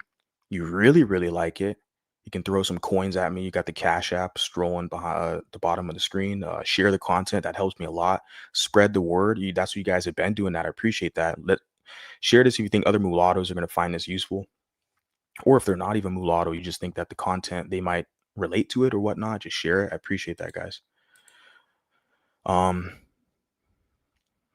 don't know. The jealousy thing's a personal. I guess each individual, they could be jealous for different reasons. I have no idea why the fuck anyone would be jealous over me. I always say I'm not special. I'm just a guy with a microphone. But yeah, I think general consensus is our proximity to whiteness and our phenotype for sure. Because you have dark skinned women jealous of mulatto women, jealous of the phenotype, proximity to whiteness. Because a lot of mulatto women, they have more options. They can get the fucking Prince of England. They can get princes. They can get the highest caliber males, white males, etc. of any group. So they are jealous. Dark skinned women can be jealous of mulatto women because of that. They have a larger like market pool of men, of higher caliber men, and then and in the reverse as well, the dark skinned males will be jealous of the mulatto men for our looks and phenotype. Again, I'm not saying I'm pretty. I don't give a shit. I'm a dude. It's not my job to be pretty. Okay. It helps for sure. But yeah, and then they're jealous also of us because of our mutability, our ability to adapt in different spaces, particularly white spaces, and move up the ladder. This is why you have the mulattoes in every sphere of influence get into the higher ranks in politics globally. The prime minister of Wales is mulatto. You had a mulatto president here. You've had mulatto presidents in Africa. Jerry John Rawlings in Ghana, and then you had the man in not Zimbabwe, Botswana, mulatto president. So at the highest political levels, military, etc., science, entertainment, academia, the sports world, the mulatto men are kicking everyone in the ass as far as sports. You got Gable Stevenson, Olympic gold medalist, these boxers, high-level mixed martial artists. Like we're fucking shit up. So and they're upset because it's not only the looks and phenotype, but it's also the performance as well, and our mutability, our ability to connect with these other groups and kind of bridge.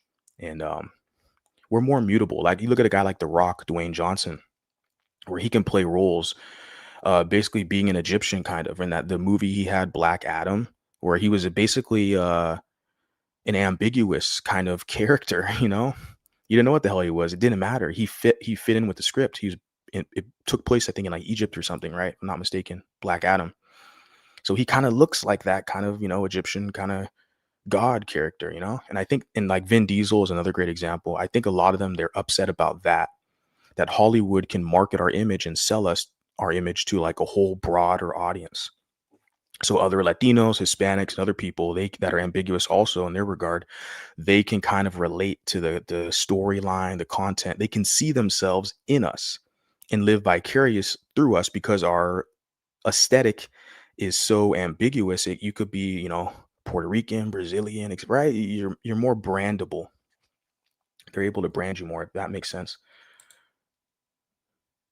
I'm trying to start an organization for mixed people to have representation, including legal, civil rights, and proper representation in media. Email me, bro. If you're on this channel, you have any questions or anything for me or something you want to run it by, I'm on Instagram, find me on Instagram, email me, and let's chop it up. Let's talk. I appreciate your comment. You put right here, there's a bunch of monoracials watching. The non-black people are disciplined enough to not comment. That's the key thing, right? Yeah, everyone's watching. Whites, blacks, Asians, Hispanics, they're all watching. Yeah, but yeah, there's only one group who's like, my D, my D, my D. Cool story, bro. Just make some money with it, bro, and build a community. Protect your women. That's the thing where you guys fuck up. Like, you brag and shit, but it's like, well, protect your women, man. Protect your family and your community. Build your communities up. Immigrants from the third world. I mean, that's kind of a bad way to phrase it. Immigrants from the from developing, countries, they come to America, they move into their communities, and they just completely like dominate in business and economics. And then they get the hell, once they get enough money in the next generation, they get the hell out. They finance their children to become doctors. A lot of Chinese made it big in America. Vietnamese, Koreans made it big in America, being in these black communities. And they came from nothing. I'm from California. I mean, that's been the whole thing. Like with the Chicanos, the Mexican Americans, a lot of them, they came here with nothing, nothing. They work their ass off, work 12 out 10, 12 hours a day. And over time, they have enough capital. They could put their kids through college and et cetera, start their own business. Like, what is their excuse? The white man's using the mulatto. I'm done with it, bro. If you're, I'm one of the guys, like, if you're not paying me, I'm just going to use you for content or something. Fuck. Dark skinned black men like Kodak hate being dark skinned and probably want sympathy from others over their self hate. That's the vibe I get. Yeah. And that's what they do. Shout out to light skinned historian, because the way he phrases it is they want it like sympathy pussy. They'll get some dumb, young, confused, naive mulatto that doesn't have a sense of self. They'll use them. They're like the easiest prey and target for the dark skinned Bantu. They'll know she's more liberal leaning, and you know she just wants acceptance from blacks, and the black guys, they know that, they prey on that. So like I said, they wave that black acceptance over their head like a carrot, a dangling carrot, that you come on, be cool with me, hang out with me and my friends, come on. It's like, and it's all in exchange to get access to them. Once they get what they want from them, they dump them. And then the lady looks dumb, and then sometimes she'll kind of turn that into like anger, and you know which rightfully so, she should be angered, she got played. But it's unfortunate. Yeah, that's the vibe. Yeah, and like I said, and also the way that these guys, they strategize with these women to get what they want from them. It's not only just about like a social access or membership access, belonging to a group or club. It's also the sympathy. They convince them that because they're dark skinned, they're disadvantaged, and racism and all this white supremacy, and oh, it's colorism. So they get like sympathy pussy. That's what light skin historian, shout out to him, the way he phrased it, because that's exactly right from my observation. They get these chicks to like feel sorry for them or something, to give them some cheeks or something. It seems pretty pathetic to me, but everyone has their own kind of their hustle or whatever. Yeah, I appreciate you guys and your guys' comments. Okay, let's check this out. You said I'm 35. Black Planet was in competition with MySpace in early 2000s. I never had an account. Okay, appreciate that. Yeah, yeah. Appreciate that history there. I always get jealous energy from black guys in person. They act like bitches. Damn.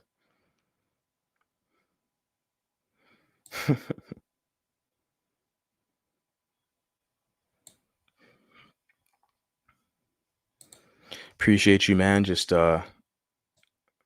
hit the like button if you like the content as well. Share it. I appreciate you being here, man. Means a lot. You said colorism is a fallacy that only existed in white supremacy trying to protect their own.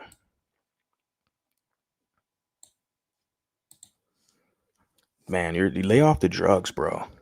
Listen to his Hispanic accent. He's a racist Hispanic Californian. Damn, you're so wrong and so dumb. It's like I said, guys like you just make it like easy for the content, but I don't want this to be the whole discussion. A mulatto is one white parent and one black parent, or two mulatto parents, period. An England national team has some hardworking mulattoes. Yeah, man, the mulattoes in the sports leagues, even in England. Shout out to England, the UK. Yeah, that's the thing. That's globally, and in Brazil, and then also in France, etc. Yeah, in Germany as well. Mulattoes in Germany who are in the footballers, etc., are really tearing it up. This guy's weird. I don't want to highlight your stupid comments. Yeah, there's mulattoes who are doing that type of work as well. Mulatto men and women. That little fruitcake. It's like, why would you know, bro?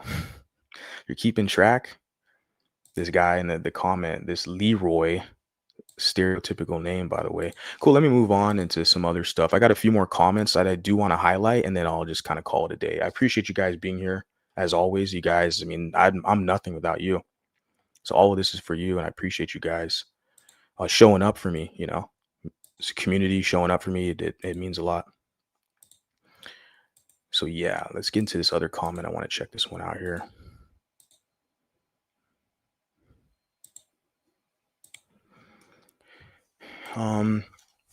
I don't believe I talked about this one yet. This comment, I don't know if I made a video. Sometimes I lose track. I have like over like 600, 700 videos or something. I don't know, or more than that. But yeah, Let's read this comment.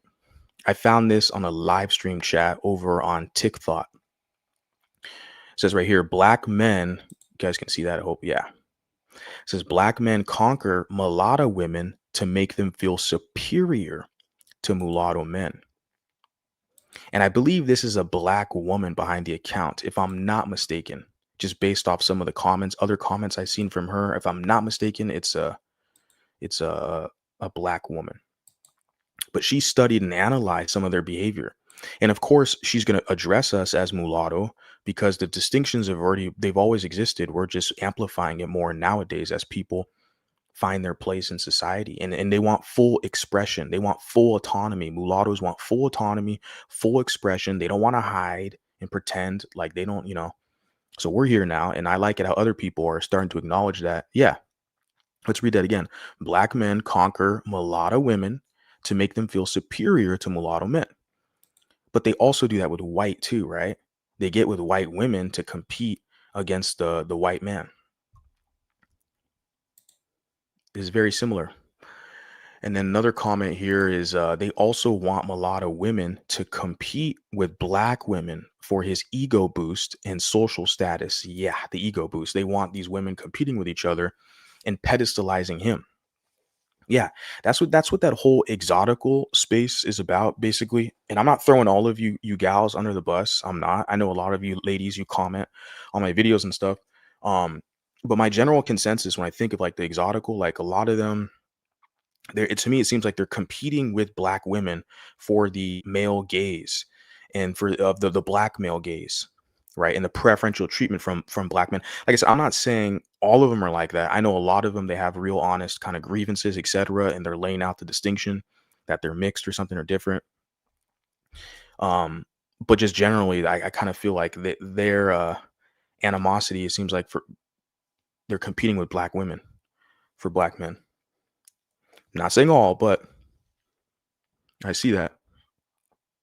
And this is what this gal, the lady who put the comment there, she's basically saying that people see like really what the game is. Yeah, they want to purposely get the light skin, the mixed mulatto woman to compete with the black woman, while the dark skinned black guy is sitting back getting an ego boost, trying to boost his status. Yeah, very real, very very real. I saw that comment. I was like, man, that's super accurate. I have seen that. Okay, let me move on to the next one and keep it pushing. Okay, this was I think Tick Thought. Yeah, Tick Thought as well. Um Hot Tamale is her username. I think it's a black woman just based off this image here. It's kind of blurry, but I think it is black woman. She puts here, I agree with you. Black men do not love anybody. They hate themselves. Remember, this is a generalization. These are her comments, her words, but generalization. Um, don't love anybody. They hate themselves and they take it out on everyone else. Yeah, they project their insecurities onto mulatto men, and they project their racial identity confusion onto mulatto men, and they project their racism and hate onto us. They're racist to us, and we match the energy. They're like, you're racist. You sound like Nick Fuentes or something. you know, some guy in the comment, the chat, like, what? Yeah, so it's funny. It's a projection, though, right? So, but yeah, that's what I'm saying. Like she's putting here, they hate themselves, but they take it out on everyone else. Yeah, it's unfortunate. There's a lot that are doing it. I'm saying not all. I know that she's generalizing. I generalize sometimes, but I gotta let that be known because some of these people are gonna take what I say and twist it for their own like agenda. Okay. They uplift non-black women and mixed women. Yeah, look at all the hip hop videos, right? And look at what the guy, the black rapper from the Migos, he married Cardi B, right? Had a kid with Cardi B. There you go. You guys got any other examples? You know, yeah. I mean, there's a lot of examples of that, right? I just can't even think of them. They uplift non-black women and mixed women only to treat them just as bad, yeah, as they treat their own. And in some cases, yeah, and some cases, yes, some cases not. Like doing this material, like this kind of social media networking, and I hear so many stories and connect with so many mixed women, and it's funny, like there's a lot of them who don't have the best results with black guys. So I'm just sitting there thinking to myself, well, how did this happen? I thought like they were kangs, and that you're into the community, and you're elevated your social status. I'm sitting there like, I don't know. One person says one thing, the other person tells you something. It's like the stories don't add up. I got to kind of do my own research and figure out what's going on. All races of women who deal with them seem to be getting the same terrible outcome. This lady is being bold, huh? Um, yeah, because the thing is, like, you're a man. It's your job to fight, defend the honor of like your women, your female counterparts, the women in your family. I'm not saying go run out there and you know, get screwed up for some rando. Okay. I mean, if I see a woman being attacked, for sure, I'm gonna jump in and defend her. But what I'm ultimately saying is that you as a man have a responsibility for the women in your family, your community. If you don't understand that, then something's missing there. But we look at them, and there are black men who do defend their women, their family, and their community. Of course. Um, but yeah, there's many factors there. Then you look at the numbers where it's just like, well, where are these like thriving like communities? Like, why is it that you have all these black guys who hang out at a liquor store? When you go into places they quote unquote the hood, and you see a bunch of black dudes hanging out, it's like, do you feel safe? Even for me, like when I was in San Diego, I was in a black neighborhood. It was black and Hispanic, but it was very black in San Diego. And I remember there was a park there, and they had a bunch of people. I think they were like basically Crips or gangbangers in this area. A bunch of black people hanging out, and like I drove through there, and I was doing some work. I think it was Amazon or something. I was working, and I didn't really feel like safe. You see all they could have weapons or guns, whatever. It's just little old me, light skinned mulatto dude. I'm looking at all these guys hanging out. Like they didn't have a 9 to 5 or something. They were deep. They were deep. There's a bunch of them. Think of it like a Wednesday, like noon, lunchtime Wednesday, and I'm thinking to myself, why aren't they helping out their people, their community? You guys got all these problems and shit. Like you're hanging out, like just chilling and smoking, and they were deep. I'm talking like there was like over 40 of them. There were a lot of them just hanging out at the park. And it's like, yeah. So when I look at that, it's like, man, and that's across the country. Okay. I just gave my personal firsthand experience knowledge in San Diego, California, but you could find that same exact dynamic played out if you're in Baltimore, you're places in New York or in Florida, etc. Across the country. You'll have dudes hanging out in front of a liquor store, just hanging out at the park or wherever they're hanging out. It's like, build a family, help your family out, man. Make sure your kids have good clean food and water, and that they have all the resources they need to be successful and compete in school. Like it's not too hard to ask, right? Yeah, so shout out to her, respect to her for the comment. Let me move on as well. From that, I think I got one more. I got one more. I just had to hop up on here and let you guys know what's up. Okay.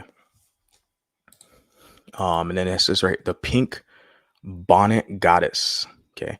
She puts here, they will always claim biracial women as black no matter what, unless that biracial woman deals with white guys like a Sage Steele or a Meghan Markle or something like that, then all of a sudden they're going to lay that distinction because they weaponize the black card, and they weaponize the one drop rule, use that black card, that membership access, to kind of hoodwink the mulattas into being whores for them, right? And for membership access as well, but ultimately it's going to go the way it always goes, right? So that's what it is for them. They'll do that. They'll grant them membership access, but that's why they'll claim them if there's an opportunity that they can have access to them. But once they see that the mulatta is married to a white guy or something, all of a sudden they're like, well, she's biracial anyway. She's not even black, right? And the other comment she puts here, I'm black. I agree. Black men will never let a biracial man be the face of black men. They will let you in, but only so far. As soon as you get out of line, you're not black. You're biracial. You guys saw that firsthand with Drake, right? And how did Drake get out of line? By being better than them. He's just better than all of them. He's the best rapper, best hip hop R&B artist on the market, best pop. They want to call him pop. Okay, cool. He's still better than all your pop stars. They're even comparing him to Michael Jackson now. Now, I think that's a little too far. It's a little stretch. I mean, Michael Jackson has a lot of hits, now that was a generation before me. I like Michael Jackson's music. But even my generation, shit, when out in the 90s, like Michael Jackson was still the thing. When the Free Willy movie came out, he had his single in that song. I think it's called Will You Be There, Michael Jackson, Free Willy song. And he had to remember the time. So Michael Jackson basically had 2 decades. He had the 80s and the 90s. So that's a hard dude to beat. I know some people want to kind of compare like Prince or Drake to Michael. It's kind of hard. I mean, the Michael was way too talented, right? I don't know where I was getting with that, but yeah, the whole thing with the whole membership access, where they're saying with Drake, because he's so damn great, he's so good. His songs are just so popping, and and they hate that about him, his success. So he got too famous for them. They got too scared. What happened? What occurred? It was a signal. He had that, excuse me. He did that collaboration with the other mulatto man, J. Cole. He had a song called First Person Shooter, okay, with J. Cole. And when the dark-skinned Bantus, they conspired against him when they saw this mulatto man, Drake, with J. Cole, another mulatto man, they were calling themselves the best in the rap game. We're the best first-person shooter. And yeah, the Bantus got upset. They got scared. That's when they basically they conspired to take him down. He had all these guys like Kendrick Lamar, and then Rick Ross, and then like ASAP Rocky, and even Future, and these other like, Bantus were basically conspiring against him. Yeah. So that's the thing, because he got too good. And he said because he got out of line or something. Like, what the hell? He's just making music. That's his job. He's an artist. But that's all it takes, man. That's that jealousy shit. I say, like, with the Angelos, the whites, they fear you because you're not going to acquiesce to their hegemony. And with the Bantus, they're jealous of you. Okay. That's what it is. So yeah, but they're you said, yeah, they'll never let a biracial man be the face of black men. Exactly. They gatekeep blackness better than black women. For sure. Dark-skinned Bantus, the males, they gatekeep blackness way better than the black women. Yeah, definitely. Yeah, that's what the whole thing with Drake, saying he's got a white mom, he's from Canada. He's been making songs for these people for the past decade. Why the problem now? You've always known he has a white mom in Canada. Why the problem now? Because he got too big. He is the rapper. He's the face of hip hop. They want to put this little awkward fake pro whack Kendrick and make him the face. It didn't work out. Okay, they had all the media execs, and it didn't work out. The public ain't buying it. Kendrick's music sucks, man. He's a very niche artist for the dorky dweeb wannabe hood people, West Coast. Even like I don't think the West Coast fucks with him like that. I'm from the West Coast, and I'm Team Drake. It's pretty funny. They really tried with Kendrick. They really tried, but see, they had nobody else. They had nobody else on the roster that could even compete, and even Kendrick can't compete. It's just kind of sad. Like, just give it up, bro. All the botted streams and the fake numbers and all the media shit, the handing out Grammys to Kendrick, giving him Grammys, Super Bowl performances, all this shit to take down Drake, and you still failed miserably. So yeah, they'll definitely call on their white master and get the machine to kind of take you down. But that should motivate you mulatto men to get your shit together, network, build, connect with other mulattoes. That should be your motivation. But yeah, I agree with the lady's comment she put here, because yeah, they don't look at us as representing them, which is perfectly fine. I'm cool. I respect that about them. See, and that's why I don't look at them. They'll never represent me. It's the mulattoes. I see myself and other mulattoes. Mulattoes, we are going to represent ourselves. And that's what we're doing. That's what the social media project is all about. Giving ourselves representation. Sometimes, unfortunately, we do have to cover topics that might be difficult. People might get offended. Tough. You're all adults here. Grow up. My whole thing is I'm asking for the public, don't try to twist my words and spin it to fit an agenda or something. If you don't like the content, unsubscribe and bounce. It's all good. I'm only going to grow, but like, don't take what I'm saying and try to like, don't be disingenuous, okay? If you don't like it, it's not for you, and that's fine, You put you don't really hear Kendrick like that in the streets of LA. Yeah, Nipsey maybe, yeah, Nipsey Hussle, yeah. But not Kenny. He was used as a proxy to express hate on Drake. They were also trying to use Kendrick to replace Kanye. Interesting, yeah. Yeah, Kanye was going through something with the music industry also. He was fighting back against something within the music industry. You're right. There's a grand conspiracy that I think that's going on higher than what the public is even made aware of in regards to these record labels and these deals. That's why the record labels really pushed Kendrick, because they knew that Drake was negotiating for more money. They didn't want to pay him his money, so they went on a slander defamation campaign, and that's why Drake sued the label that was promoting Kendrick, because they used him and his inflammatory lyrics to like defame him, right? But yeah, like you said, even in LA, I'm from LA. Like the people, when I first heard of Kendrick Lamar, it was from a Mexican dude who I was training jujitsu with, and then even I think before that, I heard of Kendrick from a white guy in one of my college classes. I was like, I don't listen to fucking Kendrick Lamar, bro. I listen to Ice Cube, the Bay Area, the Sacramento. They got what's the cat? Brother Lynch Hung. I listen to DJ Quick, the '90s gangster rap shit, Snoop Dogg. Bone Thugs and Harmony, or even the East Coast, like KRS-One, A Tribe Called Quest, Nas. I listen to '90s stuff, the kind of vintage, the golden age hip hop stuff. But yeah, Kendrick, nah. The other West Coast dude that I really liked was The Game. I remember in like the kind of early 2000s, I think it was, or the earlier 2000s, The Game was really like relevant and popping. I was listening to The Game, or like I used to listen to Immortal Technique back then, until recently I found out he's against the word mulatto, and I'm like, nah, screw this guy. I mean, he's still got some good raps, but can't be talking on the mulatto experience, especially he's not one of us, so I don't care.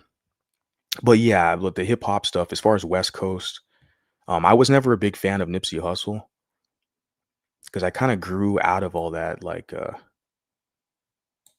that what they were promoting.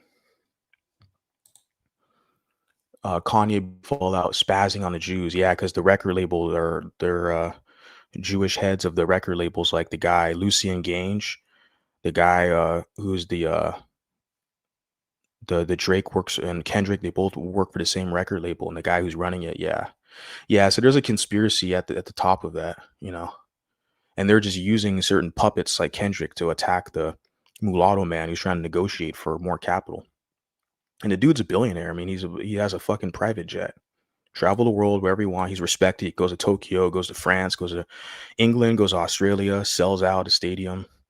Like, he's good. And that's why I've been laughing and saying, you don't need Black Americans like that. A lot of biracials get it fucked up and confused. They think that they need to attach themselves to people who hate them. I'm not saying all of them hate us, but a lot of them do. And it's like, it doesn't make sense. It says, ain't no such thing as light-skinned Black people, you mongrel. That's where your logic falls apart. Okay, cool. Are you that? Yeah, whatever. I was going to say something, but I don't want the softies to because they take my words and try to frame me as like this bad guy or something. It's just not. Sometimes you guys are just fucking weak and pathetic, man. I love the match energy. Yeah, I never said I'm nice. I'll be nice to the mulattoes and the mulattoes. You guys are cool. I'll be nice, but everyone else, you're not even one of us. Like, I'm not gonna extend that grace to you. Okay, you want to come at me dirty? What? When it comes to being mulatto, I like what Bob Marley said. He is proud to be black and white. Yeah, trying to find balance. And Shamar Moore is the same way. Obviously, he's not as famous or well known as Bob Marley, but Shamar Moore is like an actor, Hollywood actor in TV, movies, and stuff. And he has the same approach. He said he's proud. He's white and black. And same thing as Sage Steele, same approach. And even The Rock, who's part Samoan and part black, like, he's proud of his heritage. It's good. It's a balanced, healthy approach. I am too. But because I got to be the one to cover some of these topics, sometimes people like spin it or something that I am not proud of my African heritage. They try to make these assumptions, but most of the people saying that, like, they're not. They're saying in bad faith or whatever.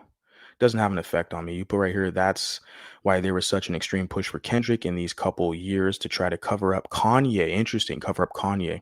Part of why the labels push Kendrick so hard against Drake. That's a good point. You have another interesting factor there. And you put right here, you're an old Kendrick fan. Trust me when I say of his fan base was white before, not like us. I was at those concerts.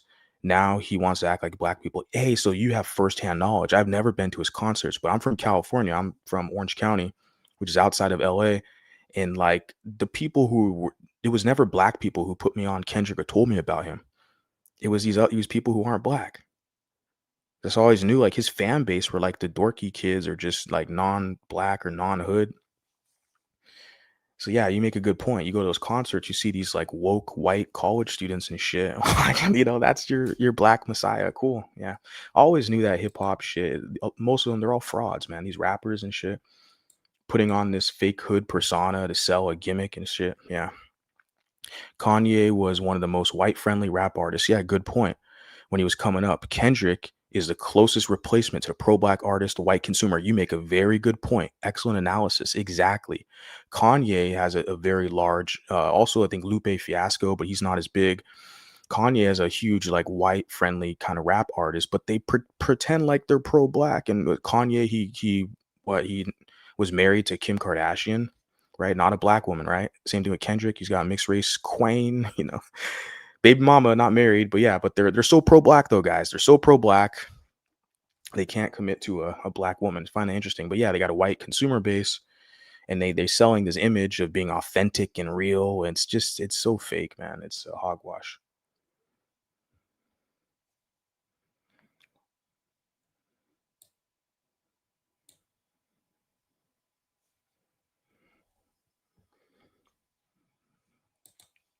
Yeah.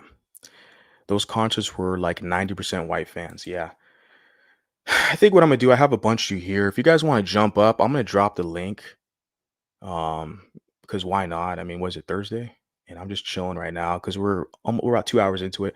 I'll drop the link. If someone wants to jump up here and challenge my rhetoric, be my guest. Show me what you got. So I'll drop the link there in the chat. And you guys want to hop up here and get this fucking work. It's all on you. But I'll be here for a minute. And before I head out of here, I think I covered everything. I'd say 2 hours. I covered all the main points. So I'll have the floor open now for you guys. So.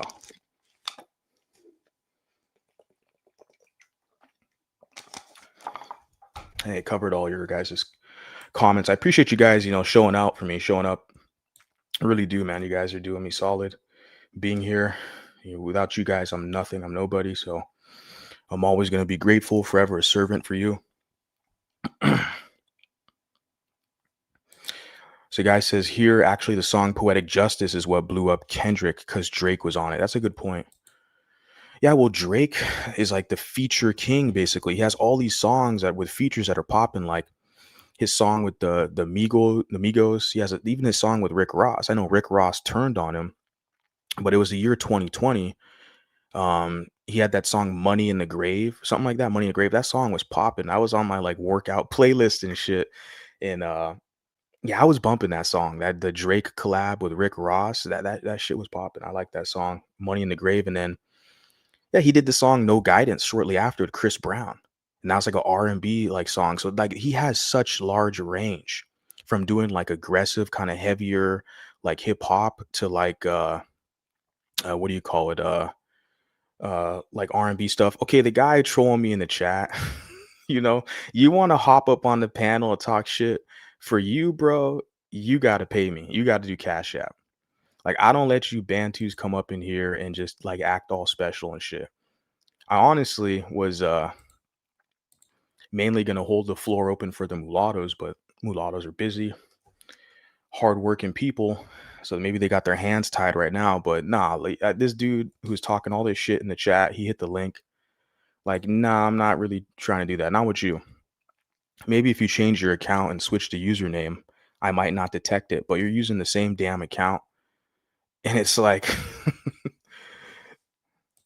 the thing is, you guys don't have a voice here. You know your place when you're over here. You guys just got to pay me. This idea where you think you can come over here and you have a voice, we're supposed to center you. We don't center you over here. We're not biracial baby mamas. Okay. We're not hood rats trying to find a place of belonging. Okay. No, you're not centered. You're going to pay us. Okay. The mulatto men run the show. You're going to pay us or we're not even dealing with you, bro.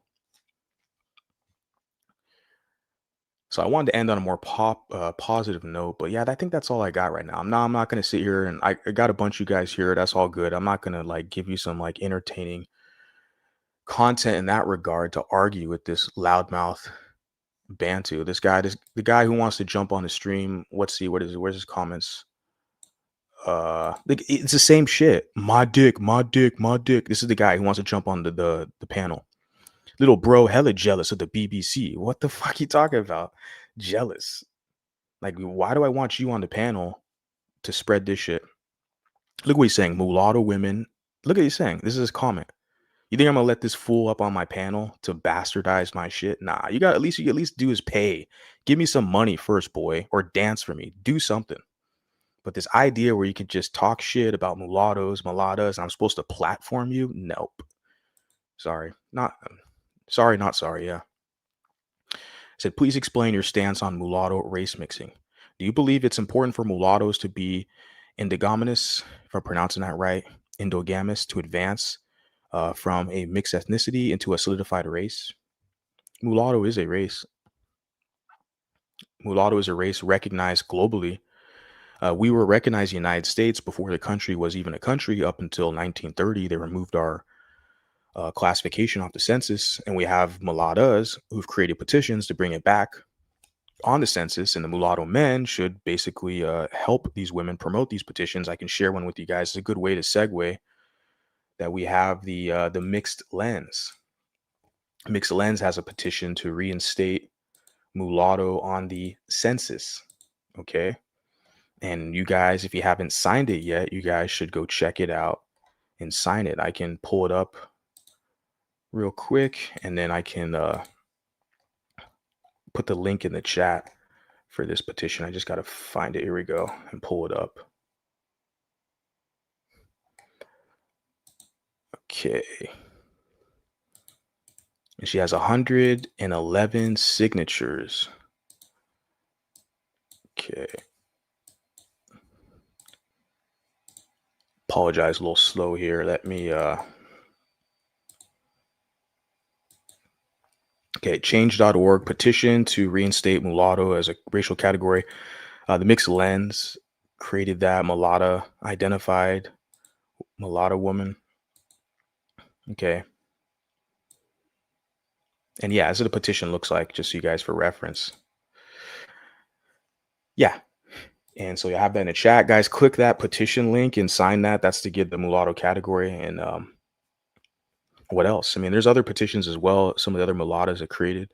Flowers has one. It's linked in my channel. I have some videos on it. And Renata Mulatta created one. I think Mulatto Mermaid as well. So we do have that. And we already are a race, bro. That's the whole thing you put here about mulatto race mixing. Well, mulattoes were a mix of European African. We're already solidified race. They just removed it from the census. We're trying to get it back. Okay, so we get proper representation. Okay.